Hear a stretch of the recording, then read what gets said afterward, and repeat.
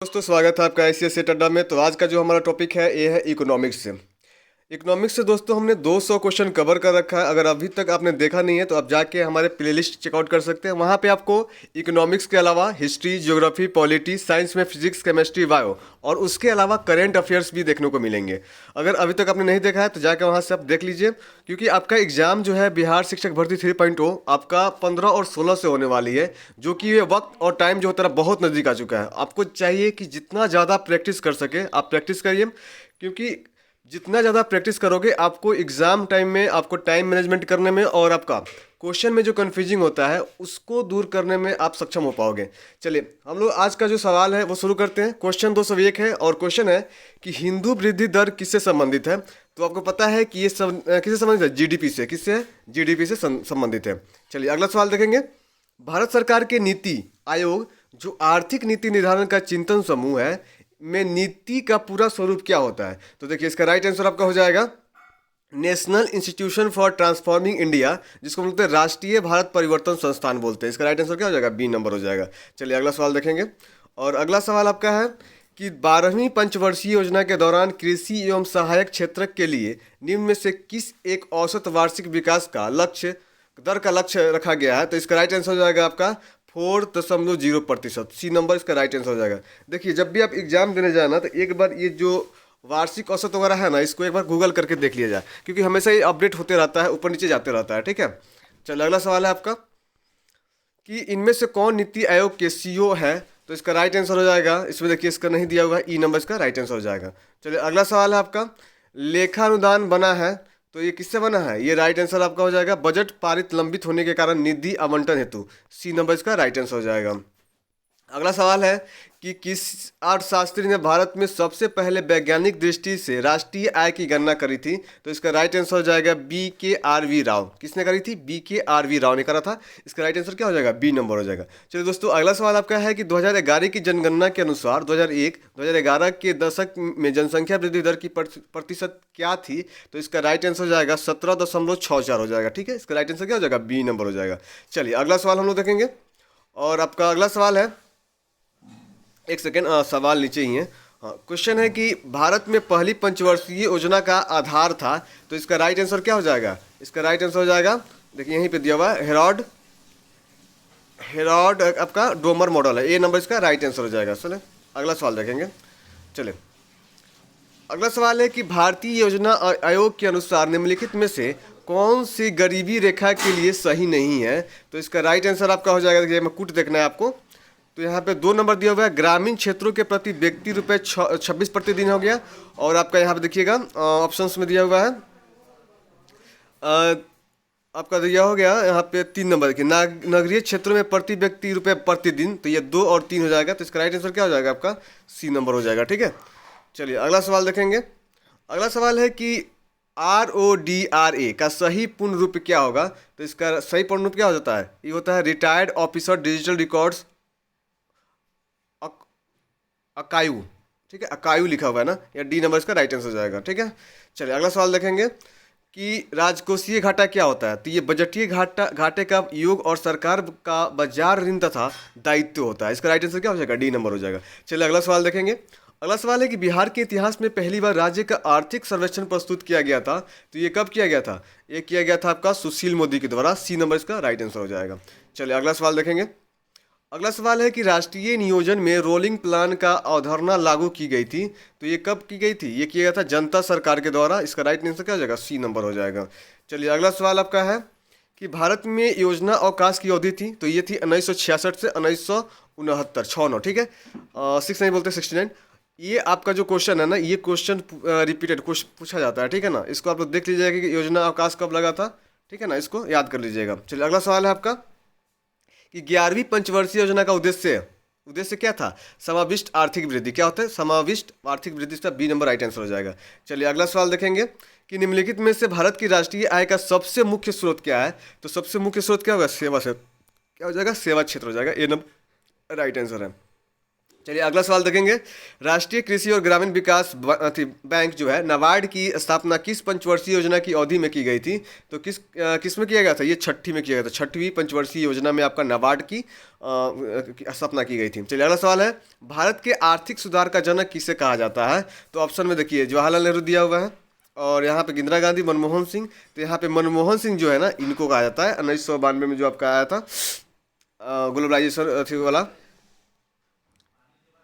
चलिए अगला सवाल है, 2000 कौन सा आर्थिक अधिसंरचना इकोनॉमिक्स इंफ्रास्ट्रक्चर में नहीं आता है? तो इसका राइट आंसर हो जाएगा शिक्षा एवं स्वास्थ्य जो है नहीं आता। बाकी सड़कें जो है, रेलवे है, ऊर्जा है, ये क्या आता है?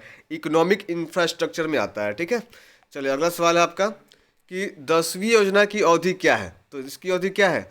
वर्ष 2002 से 2007 तक। ठीक है। चलिए अगला सवाल देखेंगे।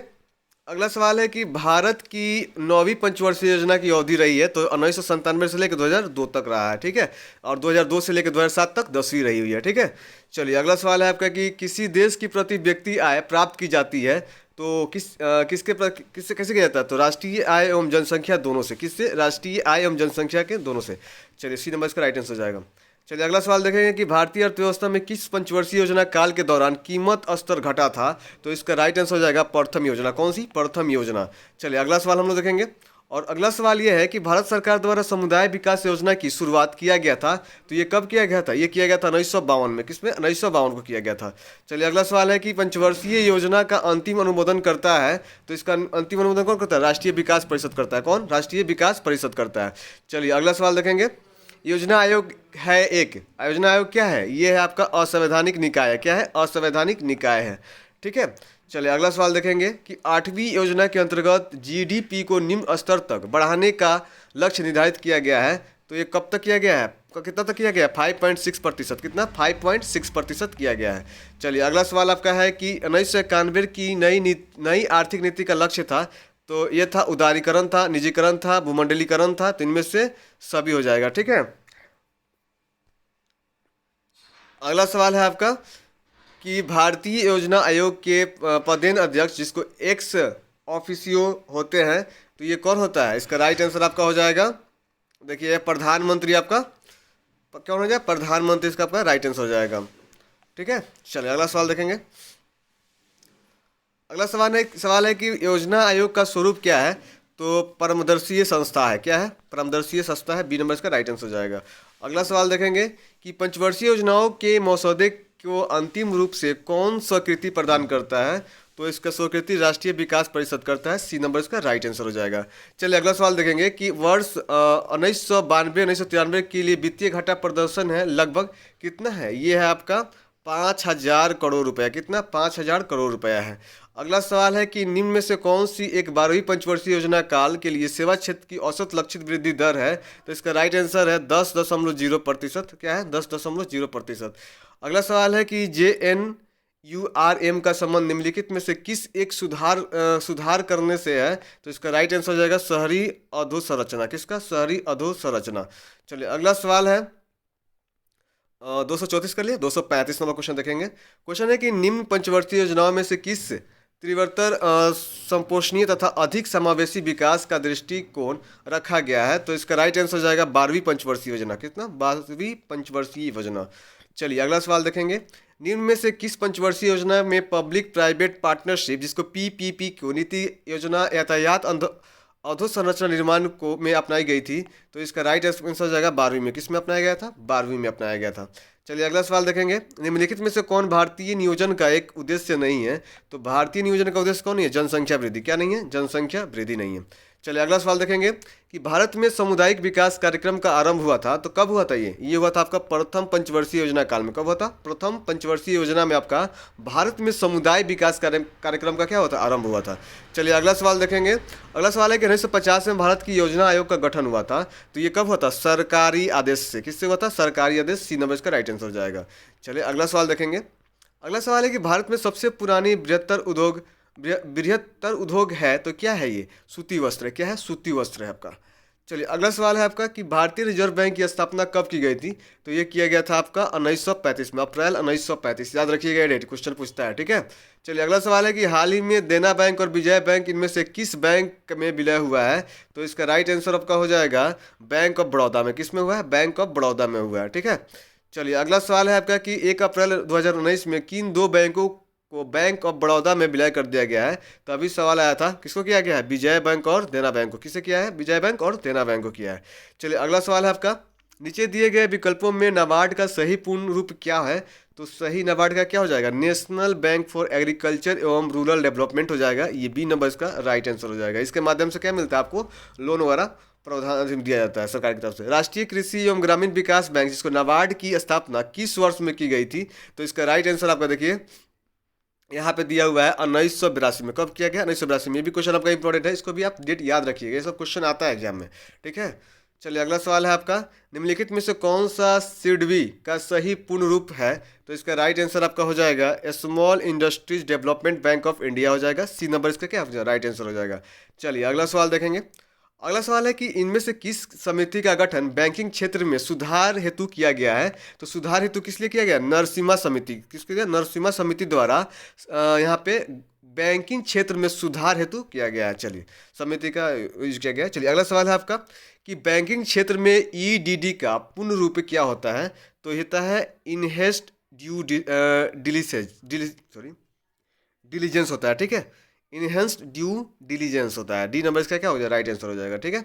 चलिए अगला सवाल देखेंगे आपका कि एक संपत्ति जो एक उधारकर्ता के पास होती है और एक ऋणदाता को गारंटी के रूप में उपयोग करती है जब तक कि ऋण चुकाया नहीं जाता, वो क्या कहलाता है? तो वो कहलाता है संपार्धिक कहलाता है। क्या होता है? संपार्धिक कहलाता है। ए नंबर इसका राइट आंसर हो जाएगा, ठीक है।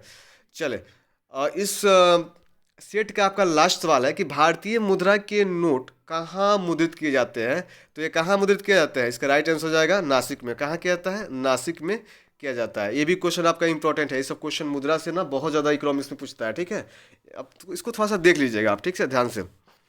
चलिए मिलते हैं आपको नेक्स्ट वीडियो में। अगर अभी तक अपने चैनल को सब्सक्राइब नहीं किया तो सब्सक्राइब कर लें और वीडियो को लाइक कर लें, ठीक है। अगर आपने और आप वीडियो को ना क्या बोलते हैं